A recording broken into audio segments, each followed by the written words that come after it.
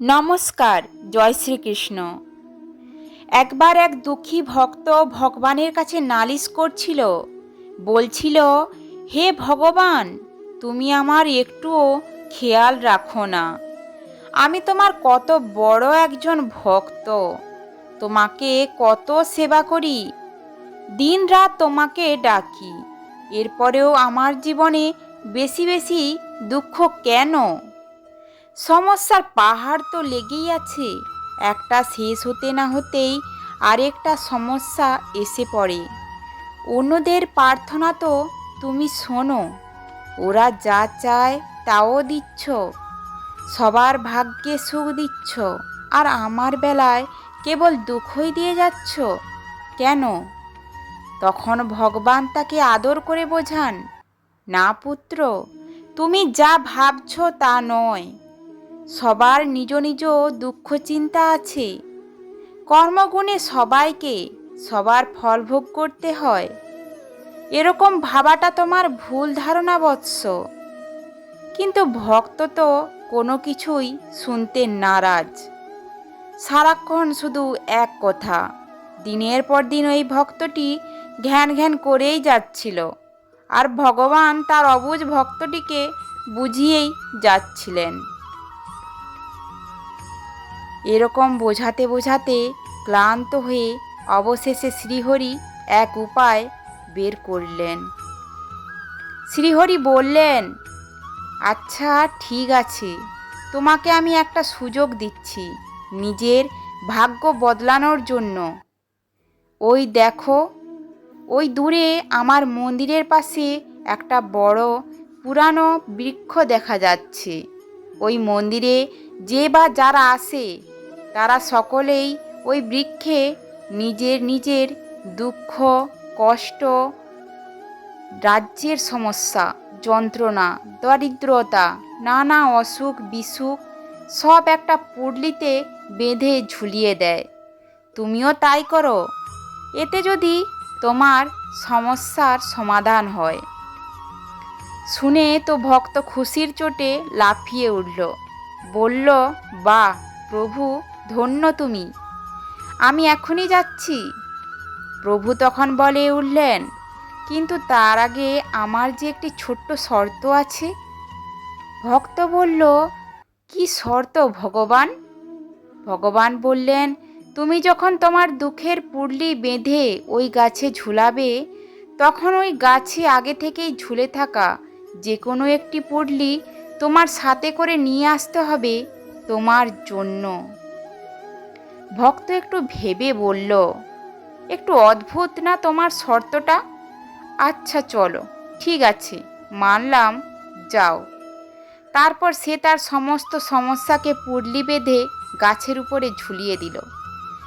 তারপর বলতে লাগলো, যাক বাবা, একটা কাজ তো হয়ে গেল, এখন আর আমার জীবনে কোনো সমস্যা থাকবে না।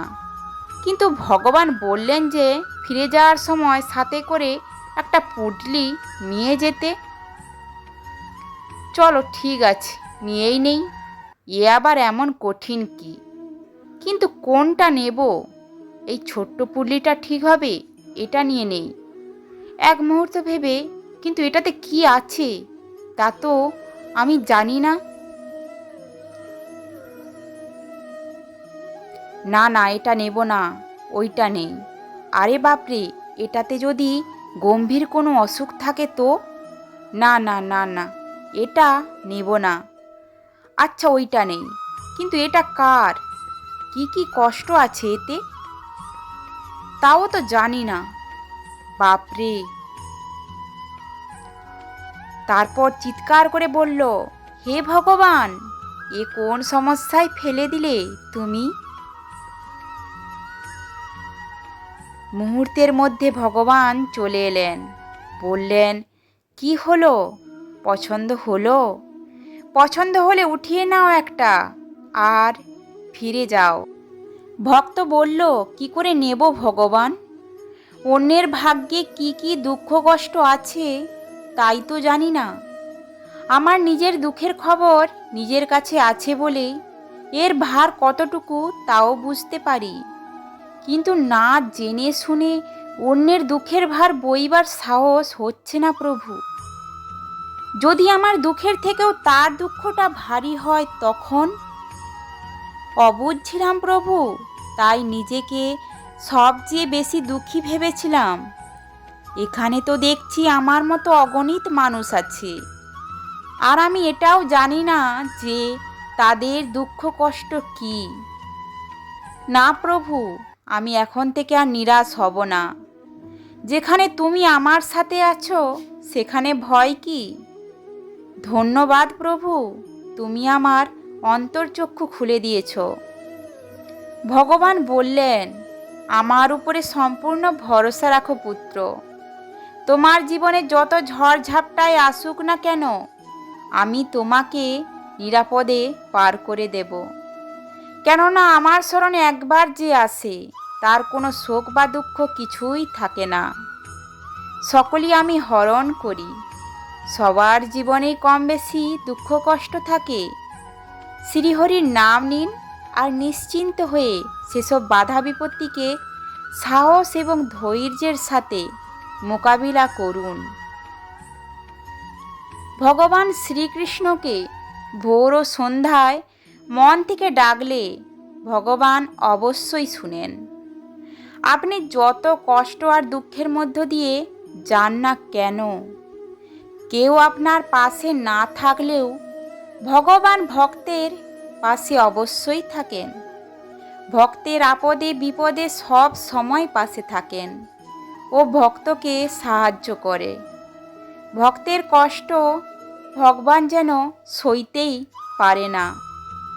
হাজার কষ্ট আসলেও আমরা ভগবানকে ডাকি, তার আগে আমরা অনেকেই ডাকি না।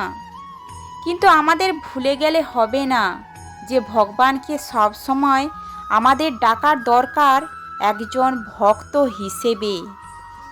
কারণ তিনি আমাদের ভগবান, আমাদের প্রভু। আর প্রভুকে কখনো ভুলে থাকা উচিত কি না, নিজেকে একবার বিচার করে দেখুন। প্রভুর এতই করুণা যে আমরা যারা পাপী তাকে ডাকতে চাই না, তাদের বিপদে রক্ষা করেন, তাদের রাস্তা দেখান। আমরা সাময়িক ভুলে গেলেও তিনি আমাদের এক মুহূর্ত ভোলেন না। তাই আমাদের ভোরবেলা ও সন্ধ্যাবেলা অবশ্যই হরিনাম কীর্তন করা উচিত। আমাদের এটা মনে রাখতে হবে যে প্রভু ভগবান শ্রীকৃষ্ণ বিনে কিছু নেই, যা আছে তা 2 দিনের মায়া। গাড়ি বাড়ি টাকা এটা সাময়িক মায়া। এই মায়া পড়ে আমাদের লক্ষ্য ভুললে হবে না। আমাদের হৃদয়ে করুণা দয়া ক্ষমা জাগ্রত করতে হবে। আমাদের সকলে মিছে মায়াকে পিছে ফেলে ভগবানের পথে প্রভু পথে আসতে হবে। আর মন ভরে হরে কৃষ্ণ কৃষ্ণ কৃষ্ণ হরে হরে, হরে রাম রাম রাম হরে হরে নাম কীর্তন করতে হবে। সংসার জীবন অনেক কষ্টের জীবন, আর এই কষ্টের সংসার জীবনে যত বেশি কৃষ্ণ নাম করা হবে তত বেশি প্রভু প্রতি ভক্তি ভালোবাসা বাড়বে। সংসারে কষ্ট কমবে, প্রভুর কৃপা লাভ হবে। আমরা জীবনে যা পেয়েছি তা সবই প্রভুর দেওয়া। এবার আমাদের নিজের সেই করুণার সিন্ধু মন জয় করতে পারলে নিজের জন্ম ধন্য হবে। আমাদের জীবনে মূল লক্ষ্য প্রভুকে পাওয়া। প্রভুকে আপনি যত বেশি সময় নিয়ে ভক্তি ভরে ডাকবেন তত বেশি প্রভুর প্রাপ্তর সম্ভাবনা বেশি। প্রভুর নিয়ম আচার বিচারগুলো মেনে চলুন। প্রতিদিন গীতা পাঠ করুন এবং পরিবারে সবার গীতা পাঠ শুনান ও গীতা পাঠ করান। প্রভু আপনার মনের আশা পূরণ করবেই। আমার প্রভুর কাছে একটাই চাওয়া, প্রভু আপনি সবার কৃপা করুন, সবাই আপনার জ্ঞান লাভ করান। হে প্রভু, আপনাকে আমাদের সকল ভক্তের পক্ষ থেকে প্রণাম। আমাদের সকলের তোমার বোঝার মতো জ্ঞান দান করুন, সবার কল্যাণ করুন, সবাইকে তোমার মহিমা বোঝার জ্ঞান দিন। হরে কৃষ্ণ কৃষ্ণ কৃষ্ণ হরে হরে, হরে রাম রাম রাম হরে হরে। আশা করি আজকের ভিডিওটি ভালো লেগেছে। ভালো লেগে থাকলে অবশ্যই লাইক এবং কমেন্ট করে জানাবেন। আর এরকম তথ্য পাওয়ার জন্য এই চ্যানেলটি সাবস্ক্রাইব করে রাখুন। ধন্যবাদ। জয় শ্রীকৃষ্ণ।